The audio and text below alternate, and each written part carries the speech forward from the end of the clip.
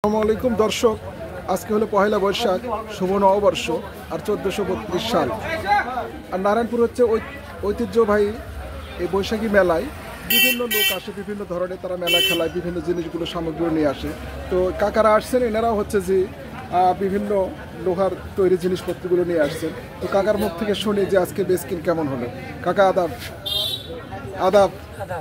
আজকে মেলাতে আসছেন তো, তাই না? তো কতদিন থেকে এই মেলাতে আসেন নারায়ণপুর? মেলাটা আমরা জন্মের থেকে বহুদিন থেকে কতদিন থেকে চলিচ্ছে এই মেলাতে আসেন, কোনোদিন বাকি নাই। তো আজকের তো মেলার মূল আকর্ষণ ছিল ঘোড়া দৌড়, আর এটা ঘোড়া দৌড় না থাকার কারণে বলে অনেক মানুষ কম আসছে মেলাতে, কাটা চলে গেছে, তাই না?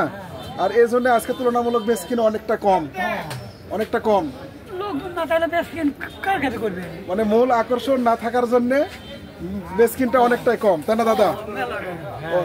প্রিয় দর্শক, দেখলেন আজকে যে মেলার মূল আকর্ষণটা ছিল যে ঘোড়া দৌড়, আর এই ঘোড়া দৌড় না থাকার কারণে অনেক লোক সংখ্যা মেলাতে কম আসছেন এবং তুলনামূলক ওনাদের হচ্ছে যে বেচকিনও কম। দেখেন বিভিন্ন ছোট ছোট বাচ্চাদের যে কি বলে একে ছুরি, বটি, হ্যাঁ, স্বল্পদের অনেক খেলনা আছে যেটা তুলনামূলক লোহার, মানে পরিবারে যতগুলো জিনিসপাতির প্রয়োজন সবগুলোই ওনারা নিয়ে আসছেন এবং আজকে বেচকিন তুলনামূলক অনেকটাই কম।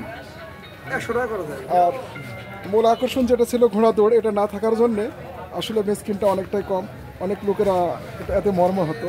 তো প্রিয় দর্শক, এতে দেখলেন আজকে মেলার অবস্থা। তো সকলের সুস্বাস্থ্য কামনা করে আমি বিদায় নিচ্ছি। আসসালামু আলাইকুম।